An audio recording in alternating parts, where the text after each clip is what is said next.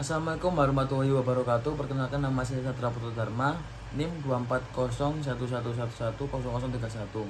Jadi di sini saya akan menjawab soal ujian dari ulangan tengah semester Hukum Tata Negara. Jadi soal ujian yang pertama adalah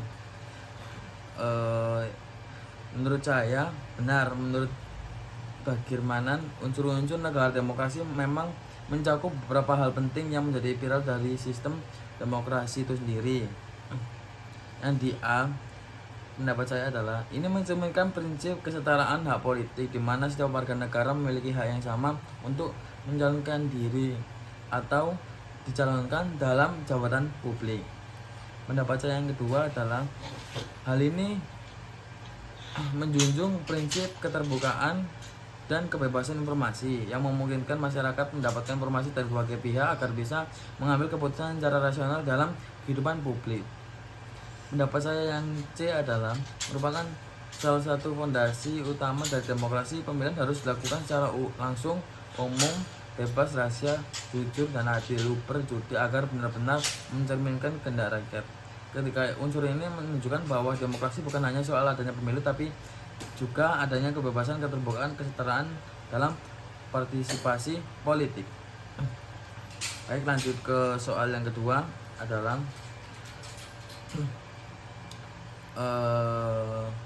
proses pemberhentian presiden atau wakil presiden berdasarkan Undang-Undang Dasar 1945. Satu, alur pemberhentian berdasarkan pasal 7A, presiden dan atau wakil presiden dapat diberhentikan dalam masa jabatannya apabila terbukti melakukan pelanggaran hukum berupa pengkhianatan terhadap negara, korupsi, penyuapan, tindak pidana berat lainnya, perbuatan tercela, tidak lagi memenuhi syarat sebagai presiden atau wakil presiden. Yang kedua, pengajuan usul DPR berdasarkan pasal 7B ayat 1, DPR dapat mengusulkan pemberhentian kepada MPR dengan mengajukan permintaan kepada Mahkamah Konstitusi MK untuk memeriksa dan memutus dugaan pelanggaran tersebut. Yang ketiga, pemeriksaan oleh MK. MK akan memeriksa dan memutuskan apakah presiden atau presiden benar terbukti melakukan pelanggaran hukum sebagaimana dimaksud pasal dalam 7A, pasal 7B ayat 2 dan 3. Yang keempat adalah putusan MK. Jika MK menyatakan bahwa presiden wafat terbukti melanggar hukum sesuai pasal 7A, maka putusan ini menjadi dasar bagi DPR untuk melanjutkan proses pemberhentian, pasal 7B ayat 4. 5. Sidang MPR. DPR kemudian menyampaikan usul kepada MPR untuk melakukan sidang guna memberhentikan presiden wapres dalam waktu paling lambat 30 hari sejak keputusan MK diterima, pasal 7B ayat 6. Dan yang terakhir, keputusan akhir oleh MPR. MPR mengambil keputusan dalam sidang paripurna dengan 2/3 suara dari seluruh anggota yang hadir sebagaimana diatur dalam pasal 7B ayat 6. Apakah sudah sesuai dengan sistem check dan balance? Ya, proses ini mencerminkan prinsip check and balance dalam sistem ketatanegaraan karena DPR sebagai lembaga legislasi tidak bisa langsung memberhentikan presiden. Mereka hanya mengusulkan. Yang kedua, MK sebagai lembaga yudikatif melakukan pemeriksaan dan memberikan putusan hukum secara independen. MPR sebagai lembaga mewakili kedaulatan rakyat memutuskan pemberhentian berdasarkan hasil proses sebelumnya. Oke, soal yang ketiga selanjutnya,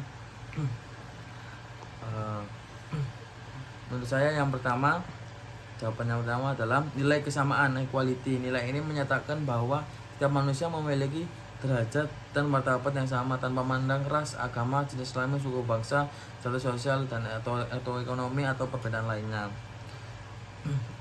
Dan yang kedua, nilai kebebasan, liberty.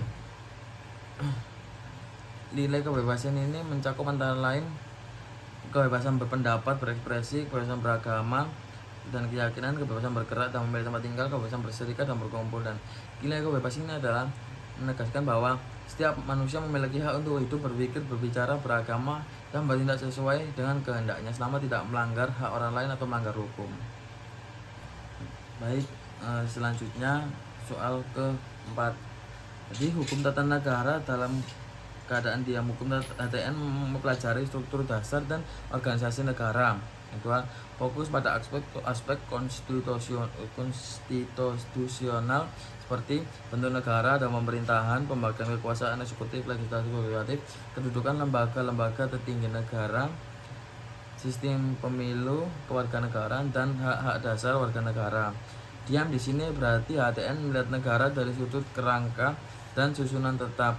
Seperti bangunan yang belum dijalankan, ia menjelaskan siapa yang berwenang apa, bagaimana posisi dan relasi antar lembaga negara, dan apa aturan dasar yang mengatur kehidupan bernegara. Untuk soal selanjutnya, jadi keuntungan otonomi daerah. Yang pertama, desentralisasi kekuasaan. Penjelasan otonomi daerah memungkinkan pemerintahan di tingkat pusat untuk mendelegasikan wewenang ke pemerintah daerah. Ini memberikan lebih banyak kebebasan dan kemandirian kepada daerah dalam mengolah urusan mereka sendiri. Contoh, pemerintah Provinsi DKI Jakarta memiliki wewenang untuk mengatur kebijakan transportasi seperti kebijakan Transjakarta dan pembatasan kendaraan bermotor ganjil genap yang disesuaikan dengan kebutuhan lokal.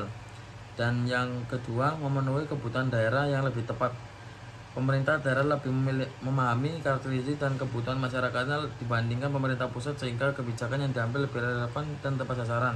Contoh, di Papua, pemerintah daerah memiliki kebijakan yang lebih terfokus pada pembangunan infrastruktur dasar dan pemberdayaan ekonomi lokal yang sesuai dengan kondisi geografis dan sosial ekonomi masyarakat setempat. Dan yang ketiga adalah peningkatan partisipasi masyarakat.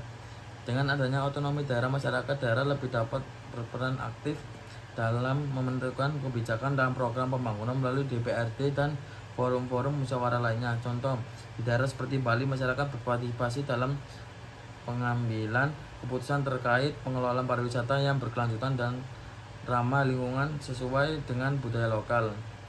4.